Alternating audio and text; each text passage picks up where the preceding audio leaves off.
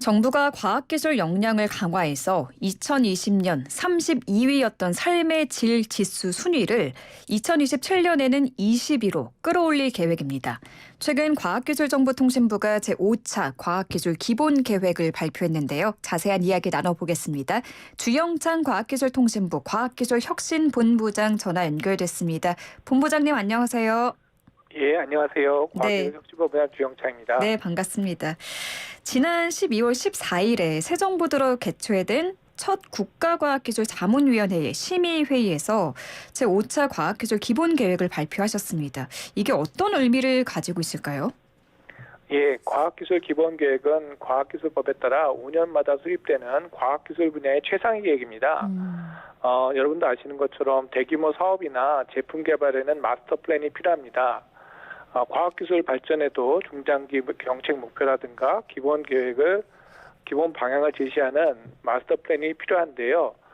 이 과학기술 기본 계획이 과학기술 정책의 마스터 플랜이라 보시면 됩니다.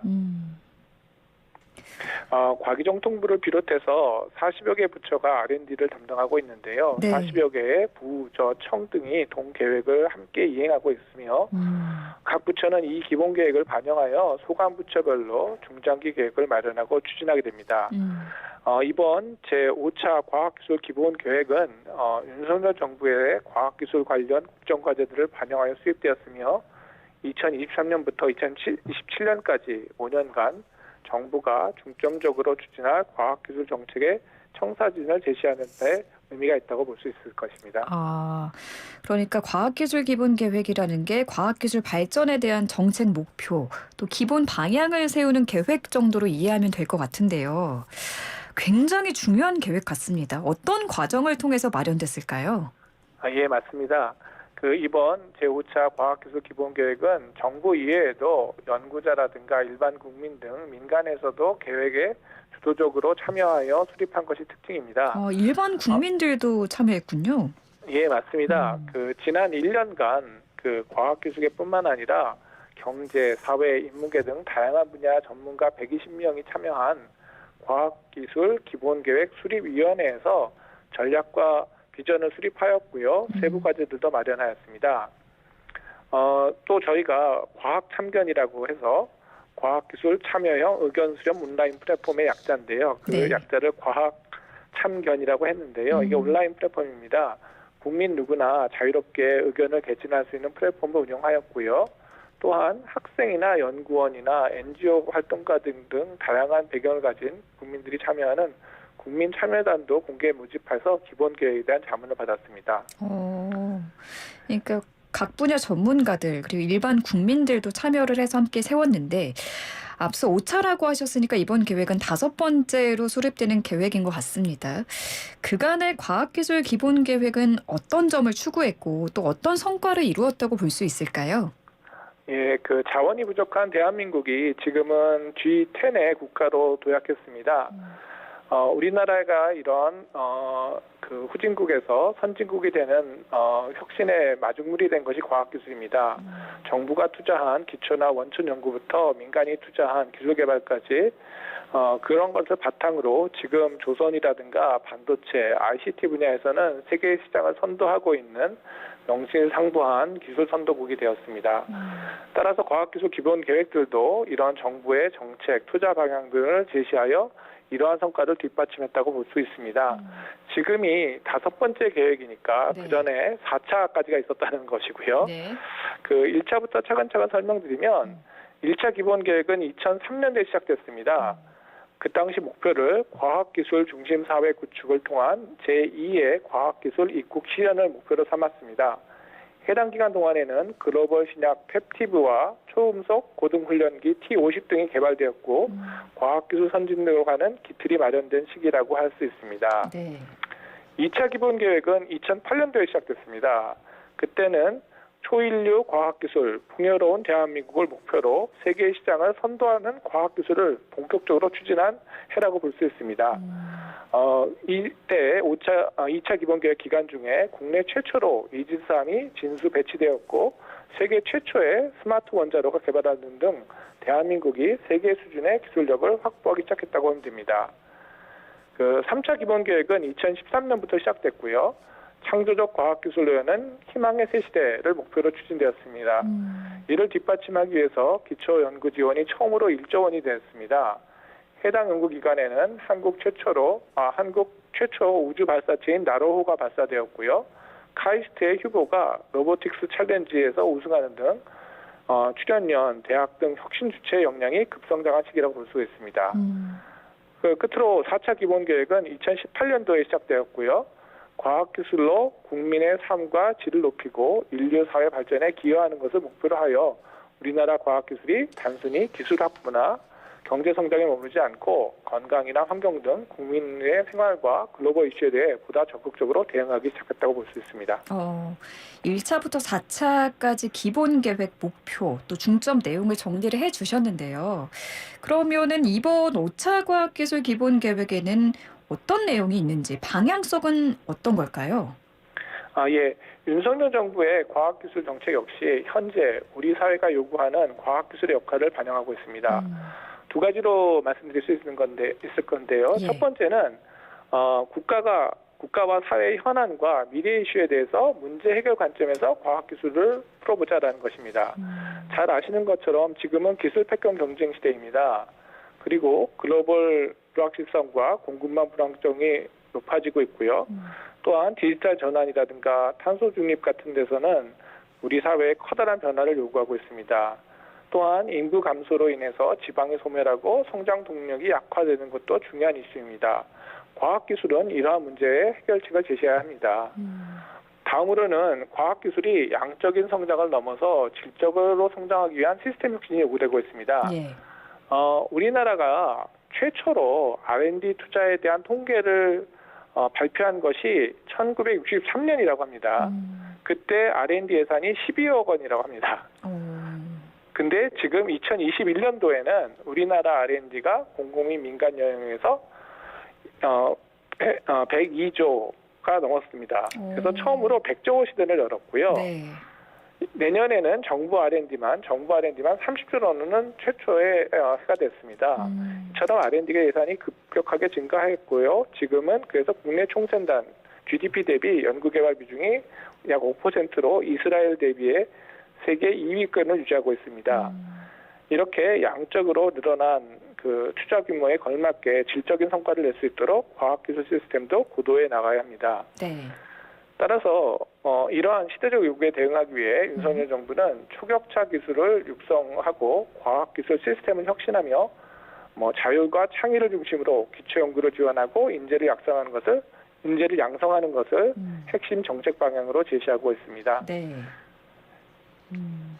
기본 계획에는 아무래도 정말 많은 방대한 추진들이 담겨 있을 것 같은데요. 이 중에서 국민들에게 꼭 소개하고 싶은 대표적 과제 3가지만 꼽으신다면요. 어떤 게 있을까요? 예. 먼저 저희 5차 과학기술 기본 계획의 그 비전을 말씀드리면 네. 아까 1차에서 4차까지도 각각에 맞는 비전이 있었는데 5차 과학기술 기본 계획의 비전은 과학기술 혁신이 선도하는 담대한 미래로 잡았습니다. 그리고 3가지 주요 방안은 첫 번째는 국가 연구개발의 전략성을 강화하는 것입니다. 그 국가가 당면한 문제를 해결하기 위해서 구체적인 임무와 달성 시한을 선정하고 이를 달성하기 위해서 임무 중심의 연구개발 혁신 체계로 구축하는 것입니다.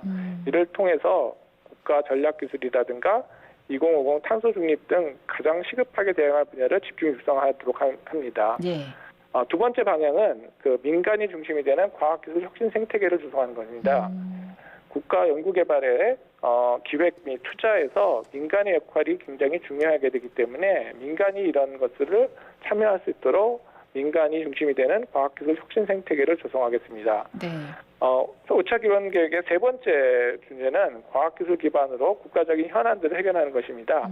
탄소 중립이라든가 디지털 전환, 그다음에 재난위기 등 국가 과학기술 기반으로 국가의 경제, 사회적 현안을 해결하고 공급망, 자원, 우주, 해양 등 국가 생존에 직결되는 도전 과제들을 선제적으로 대응하고자 합니다. 이 3가지가 제5차 과학기술 기본계획의 주요 방안입니다. 앞서서 그럼 이것 중에서 소개시켜준 대표적인 세 가지 과제가 뭐라고 질문해 주셨는데요. 네. 아마 가장 대표적인 과제로 아까 말씀드린 국가전략기술, 두 번째가 기초연구, 지역 R&D 세 가지를 간단하게 말씀드리도록 하겠습니다. 예. 첫 번째 국가전략기술은 지금 그 미국과 중국의 뭐 대립 등 기술 패권 경쟁이 강화되고 있습니다. 이러한 기술 패권 경쟁에서 국가 차원에서 집중 관리해야 될 12개의 국가전략기술을 선정했고요. 이 12개의 국가 전략 기술을 국가가 집중적으로 투자하고 육성하는 것입니다. 12개 전략 기술에는 뭐 반도체 디스플레이라든가 2차 전지, 첨단 모빌리티 같이 그다음에 차세대 원자력 같은 것도 있고요. 네. 그다음에 양자같이 향후 미래를 좌시할 중요한 기술들도 있습니다. 그래서 이런 것들을 육성하기 위해서 R&D 투자도 확대하고 국가전략 기술육성법도 제정하여 제도적으로 안정하게 지원하도록 하겠습니다. 네. 두 번째 과제는 기초연구입니다. 아시는 것처럼 기초가 없이는 과학기술의 경쟁력의 원천이 없다고 볼 수 있겠죠. 그래서 기초연구도 멈춤 없이 지원될 수 있도록 이번 정부에서는 최대 10년까지 안정적으로 한 분야 연구를 지원할 수 있는 한우물 파기 프로그램이라든가 그다음에 다양한 프로그램들을 만들어서 기초 연구가 강화될 수 있도록 하겠습니다. 네. 마지막으로 지역 R&D입니다. 지역의 과학기술의 지역의 소멸위기를 해결할 수 있는 것도 과학기술이라고 생각합니다. 따라서 지역 주도로 정책과 사업을 추진하고 정부와 지자체가 함께 R&D에 투자할 수 있도록 해서 선순환 생태계를 조성하도록 하겠습니다. 네. 세 가지 국가전략기술과 기초연구, 지역 R&D 세 가지를 과제를 꼽아주셨는데요. 이렇게 잘 세우신 계획들이 실행되는 게 무엇보다 중요할 텐데 그러기 위해서는 각 부처가 이 핵심 과제들을 잘 이행해야 할 것 같습니다. 이 부분은 어떻게 관리해 나가실 것인지요?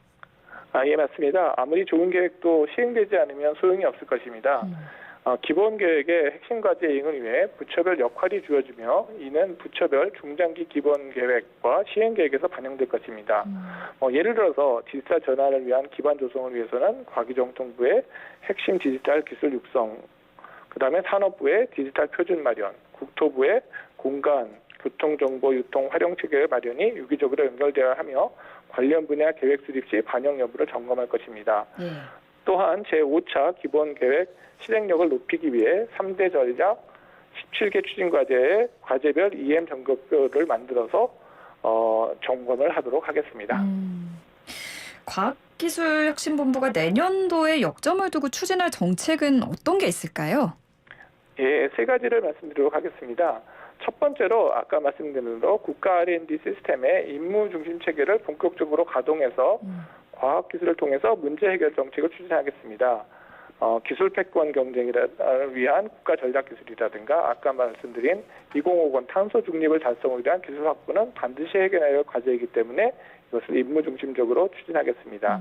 또한 앞서 말씀드린 지방과학기술의 육성도 저희가 임무 중심적으로 하겠습니다. 네. 두 번째는 민간이 협력한 전략적 투자 체계의 확보입니다. 국가 연구개발뿐만 아니라 민간이 함께 할 수 있는 것이 중요하기 때문에 민간 주도로 국가 R&D 투자 시스템을 확보하고요. 민간과 정부가 함께 가는 투자와 연구개발을 진행하겠습니다. 마지막으로는 연구 현장 중심의 혁신적인 연구체제 지원입니다. 작게는 연구 현장에 남아있는 불필요한 종이 문서 보관 관행이라든가 여러 가지 시스템을 개선해서 연구 행정 시스템을 고도화하고 연구 현장에서의 편의 증대와 연구 데이터를 통합적으로 활용 기반을 구축하도록 하겠습니다. 네, 본부장님 오늘 말씀 너무 잘 들었고요. 끝으로 윤석열 정부 첫 번째 과기혁신 본부장으로서 첫 해를 마무리하시는 시점인데 소회와 마지막으로 청취자분들께 드리고 싶은 말씀이 있으실까요? 예, 감사합니다. 과학기술은 정부 전반의 정책과 긴밀하게 연결해야 되기 때문에 과학기술혁신본부장은 과학기술본부를 넘어서 범부처 R&D를 총괄하고 있습니다. 이와 동시에 대학과 연구소 등 연구 현장을 넘어서 기업의 수요까지 정부 정책에 반응하는 것도 혁신본부장의 중요한 역할입니다. 과학기술혁신본부는 플레인 코치로 역할을 재정의하고 이를 위해서 최선을 다하도록 하겠습니다.